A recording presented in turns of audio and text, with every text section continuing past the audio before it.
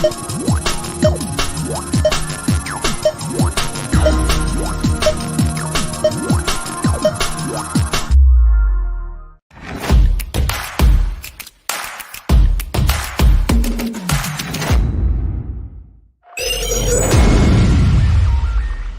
watching SKST Radio.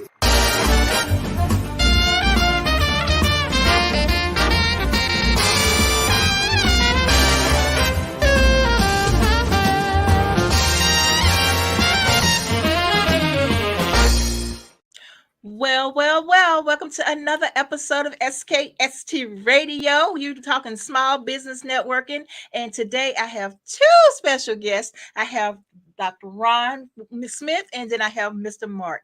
Mr. Mark, you guys, this show is brought to you in part by rubberducks.net. That's RUBBA ducks.net. Quack. All right, Mark, welcome to the show. Thank you, Cammie. Thanks for having me. I'm honored to be here with you.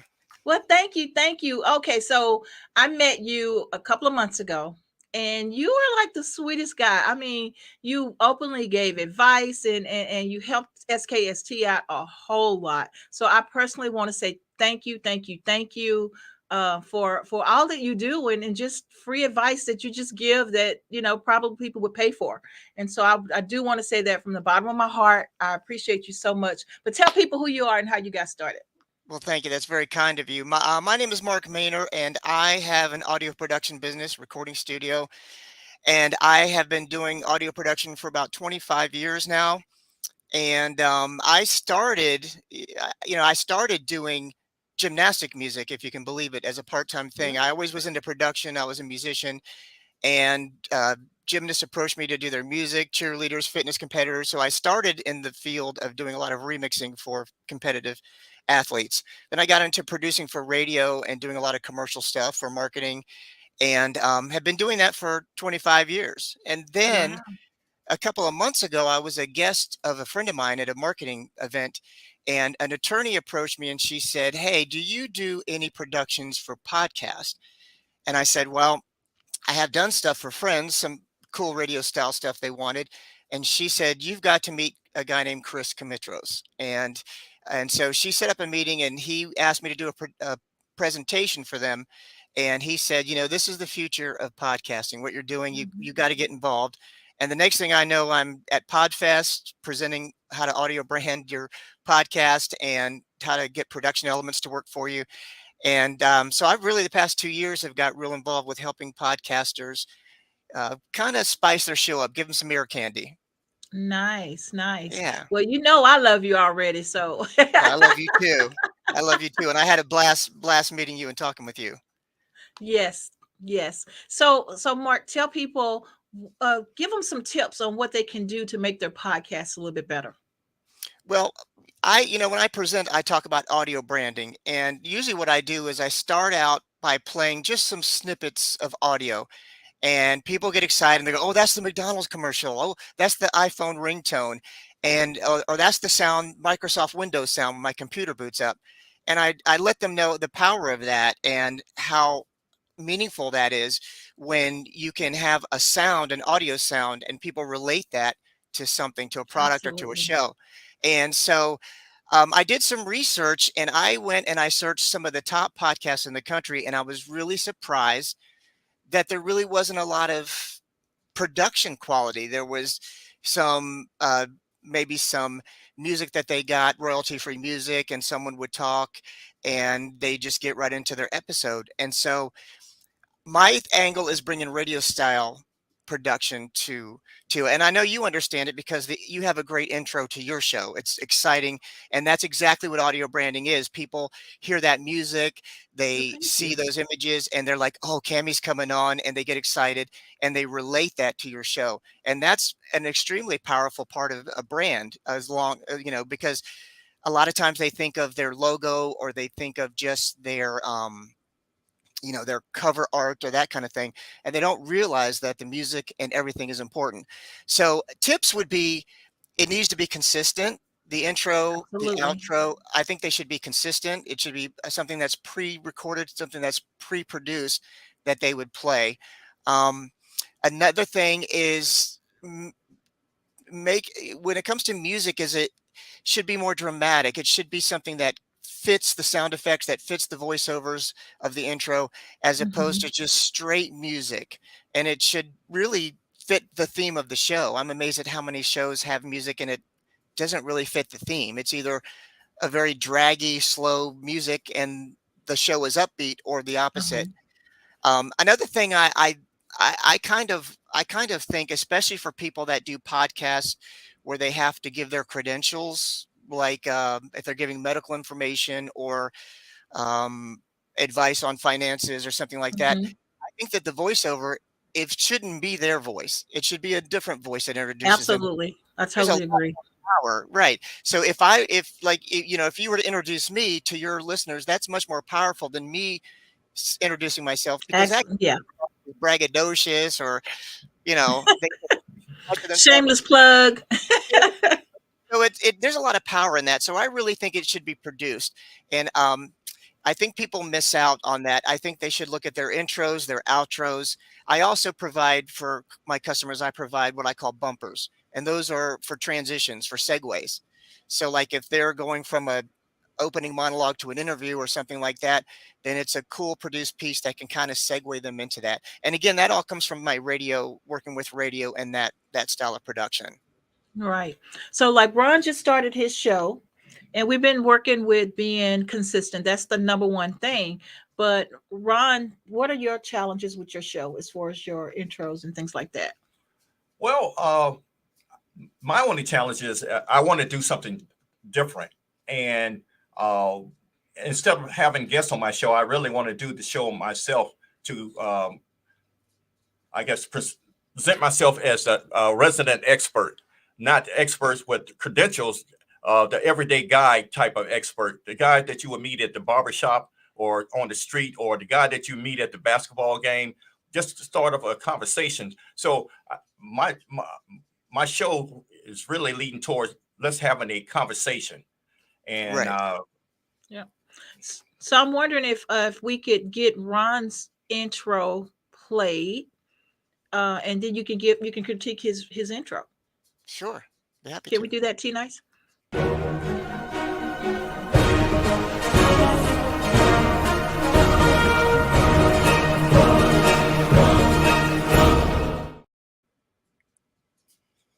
Nice. I like that graphic. Is there any voiceover that goes with that, or at this point? That I think that was his outro, wasn't it?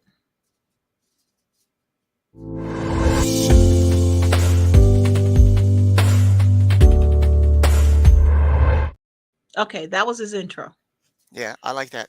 See, that's nice. And it's different. People that have podcasts that are doing audio only, it's quite different, so they don't have the visual to help them. And so that's nice that the visual goes with that. I mean, the only thing I can think of is maybe you've got the music, the sound effects as maybe a cool voiceover, something that introduces you,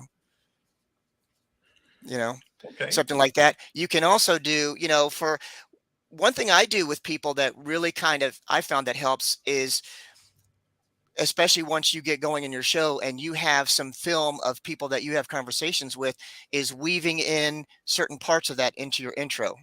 Um, for example, I can give an example. I just worked with a guy who has a Catholic faith show that he did. He's a retired priest, and his angle is he's trying to do a show that appeals to people who at some point in their life were involved in a church or involved in faith, and they lost that, and now they're looking to get back into that. That's his angle. And he came to me with a script, which was the typical "Welcome to the OMG Catholic Network. I'm so and so," and that was it. And what I said was, this is a very personal, emotional thing for people. So we got testimonials from people, and we recorded real small snippets, very heartfelt testimonials, and we kind of weave that in with the intro. So it's not Mhm. just, "Hi, welcome to the show. We're going to talk about this," which is what everyone does. And those kind of things were really cool. So my idea for you is maybe to get some snippets of conversations with people and kind of show that during that intro, and kind of weave that in there. I think that even if you don't have audio, if you have a voiceover, just you talking to them, showing that, I think would be a nice eye-catching, interesting thing. Excellent. Thank you. You're All welcome. right. So, Mark, what type of clients are you in search of right now? Um, anyone really who needs help with their show. It's interesting to me because the people that approach me the most are people that either do not have a podcast and are looking to start a podcast, or they're just kind of starting their podcast. So that's probably who I'm looking for. And I guess maybe really anyone that has a podcast, but they haven't really put any kind of production value into their intros or outros. My thing is the creativity as well as the production quality of it to really make it creative and to really make it stand out. Um, I, that's really the best way I can describe it. I guess just people that I had an interesting. I speak at some of the podfests, and I had an interesting question from a young lady, and she said, I really like what you're doing. I'm a little concerned that if I'm not doing my intro and I'm not doing my sponsor ads and I'm not doing all that, then it will lose that sort of personal touch that podcasts originally started out with. And I understand that. And she said, I don't want to appear like a radio show. And I said, I understand that, and that's an option. That's a choice, you have to make Hmm. for your show. However, one of the big things I tell people is the line between radio shows and podcasts has really blurred because every live radio show that you hear after it's off the air, they edit it and they stream it as a podcast. So Yeah. all of the morning shows, all the talk shows, big shows to local shows that you hear, everyone takes that show and they do that. And I said, and that's what you're competing with. And she had a real estate podcast. And I said, so if I'm scrolling through podcasts, you want to catch me. That intro is huge. That's the first 5 to 10 seconds that people see. And if you do not catch them in some way, then they're going to move on. So if you Right. don't do it through the use of really good production quality intros, then you have to find a way to do that. But I said, that the line really has gotten blurred, and some people don't like that who have started in podcasting. But I think it's important. Like your show, I love your intro, Cami, that you do. Thank I you. like what Ron's doing. You've got the visual and the audio going, and that is big. Um, One other thing I tell people is think about theme shows, TV shows. In my presentation, I play a very short snippet of the show Friends theme song, and everybody goes, "Oh, that's Friends. That's from the show Friends." And I'm like, "Yeah." So picture back in the '90s when the show was big, and someone is in their living room getting a drink or sandwich or something, and they hear that coming from the living room. They hear that music. Oh, I got to go get Want on to the hurry couch. up? The show's starting. I got to hurry up. That's what you want. Right. You hear Ron's intro, you hear Cammy's intro coming on. Oh, she's coming on. I got to catch I got to get in front of the computer and hear what's going on. That's power to me. That's called audio branding, and that's my whole angle. And so I told the young woman, I said, you've got to find a way to get that, however you choose to do it, whatever works for you to do it. And Hmm. and she said, yeah, that makes a lot of sense. She asked me for my card. Well, I'm hoping that we can collaborate and do some work, help one another. And I'm I owe happy to work all of with you our guys. our intros and outros to our engineer, DJ T Nice. He comes up with a lot. He lets me throw in my little 2 cents every now and then. And so, so we're Yeah, still learning. We're growing. We've only been doing this for a couple of years. Especially the podcast part. I was Blog Talk Radio before, so there was no visuals. And so the oh, okay. visuals are our challenge, to try to, actually put on some clothes to run my mouth. And but I do appreciate the connection that we found, and I want to keep it going. Yeah, I I do most too. I'm definitely want to happy to keep it work with you going. in any way that I can. All I right. love it. I love being creative and So, working so with what people. we'll do is we'll try to send people your way, and like you mentioned before, people thinking of starting their podcast, well, we can engineer their show for them. And So if they want a platform, we over what 20K now of visual actual people watching and listening to the show. yeah, We're there, and so that's our niche, and that's what we're trying to grow and make yeah, and happen. and and one thing, if I can add, that I've done for a lot of people who are just starting their show and they don't have a budget, they don't have much money, is I've created a generic bundle, and it is a bundle of generic intros, outros, and transition bumpers that are very well done, very well produced, very creative. They're different styles for different shows. They're not custom to any particular show, but they're very inexpensive. And so that's a way that people can get a professionally produced production for very low cost. And then once they get their show rolling, they can always go and make it more custom and go do that later. But I found that helps people who are just getting started. Right. So let me ask you this though. So if you were a person who didn't have a clue of how to get started and what they needed to do, what type of research would you suggest a person do in order to get started with their trying to get intros and outros for their podcast? Specifically for intros and outros, um, you can, I guess my suggestion would be listen to radio shows. Listen to radio shows. Radio has been doing intros and outros and production very well for many years. And so I think that podcasters, I think that's the future personally. I think that it's going to go that way. So instead of just listening to podcasts, and there are some podcasts that do, and I would say this: if you're going to listen to podcasts that are visual, that are on YouTube, that kind of thing, because they tend to do a better job at it than just if you go to a source that plays just audio podcasts.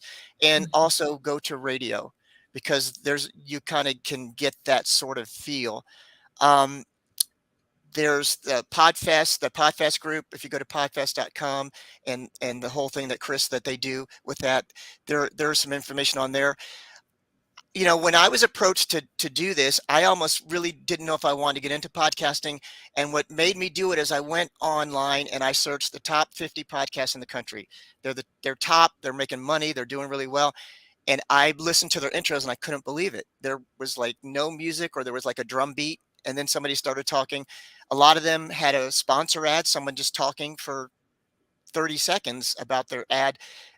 In a not entertaining way, and I couldn't believe it. So I thought, there's a lot of opportunity for Right. the kind of stuff that I bring to the table and what's out there. So I guess I gave you a long-winded answer, but I guess No, that's good. listen to radio shows. Look at shows like yours and Ron's and people that have put some sort of work and production quality into it to get some ideas. They can go on and look for similar type of shows, similar type of things, and see what people are doing in that field, because that's going to affect it. But that's really the best way to do it.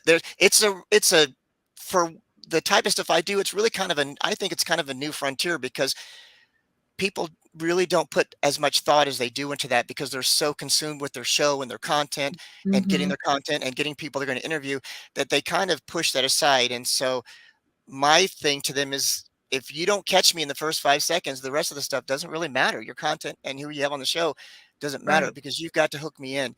So even sponsor ads, I tell people, your sponsor ads, treat them like a radio station plays a sponsor ad, as opposed to just, if we've been hearing you do an episode for 30 minutes and you're just talking about a sponsor, there's no change, there's no excitement, there's nothing to make me, like on Right. TV, there's a commercial and it changes, the volume changes, the voice changes, and it grabs people and keeps them drawn in.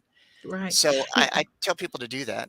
Yeah, and I agree with that, because even with the people that we produce, and Ron's one of the people that's on our network, but I give them like 15 minutes. You do your show. You got your intro, and then in 15 minutes, we're going to take a station identification break, or we're going to take a sponsor break.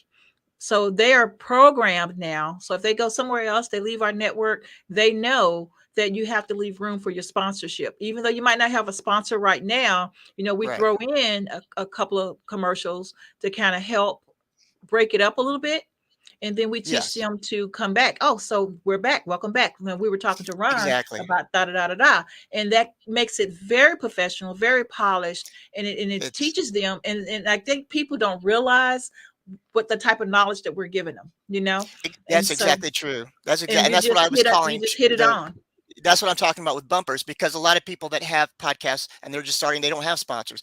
So I tell them, well, use a transition bumper or something. And it's like you said, it's a very professional way to get in and out of a segue. So instead of just that sort of awkward, okay, we've been talking to so-and-so and now we're going to do a product review and now we're going to do this.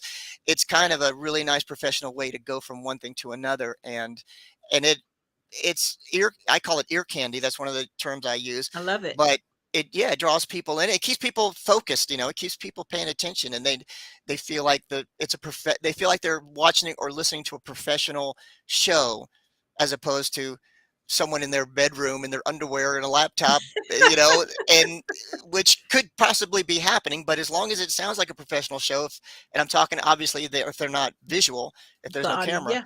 but that's what people. I think that's what people want, along with the content. So it's all part of it's. My angle is audio branding, and I try to tell people it's all part of your total brand. It all fits together, and I think it's just something that is the future. It's for people to survive in podcasting. It's getting so competitive. A lot of people are getting into it. It's growing a lot, and so I think that you're almost gonna have to do something like that to survive. Exactly. Mark, how has technology changed from, and I'm taking a leap here, that you started when it was mostly analog and now Oh mostly yes. everything is digital. How has that enhanced what you do? That's it's funny that you asked that. That's in the production field as an audio engineer, that people talk about it all the time. There's a lot of people that got very upset when digital came along. They felt like it was cheating. It wasn't pure. It was different. Digital made things a lot easier, and it's funny because now when we're dealing with music, we have a lot of plugins and effects to make things sound analog as far as the sound, because people really like that warmth of analog, that tape sound, that tube saturation sound. So but you're right, with technology it's helped a great deal because you can do so much more with audio. For one thing, I could work with someone who's in another country, possibly, who can send me an MP3 file of something that they're doing, their voice or something like that. I can bring it here in my studio. I can do what I do, send it back to them. It's a lot different than sending tape back and forth and putting things on tape, because you're limited in quality. When you're working with analog, there's a lot of that to consider. The other thing is sound quality. As you know, if you put something on SoundCloud or on YouTube, the requirements are different for what they recommend as far as your volume, as far as your output, and that kind of thing. So that has gotten a little more advanced. With analog, you're trying to make things loud, but not too loud where it's distorted, because if you don't, you get that. I don't know if you remember back in the days of cassette tapes and that kind of thing, you get that background tape hiss and all that noise. And so they had to have all these Dolby noise reduction units to try to tame that. So digital has made things very clean. Editing is much quicker. Everything is very quick and easier. And you can just do a lot more. You can do a lot more with digital. Wow. Everything So, in my studio is digital. I was about to say, tell us a little bit about your studio. Oh, I'm sitting in the control room. Behind me, there's the lights out, so you can't really see it. There's a piece of glass there, and inside there is what we call a live room.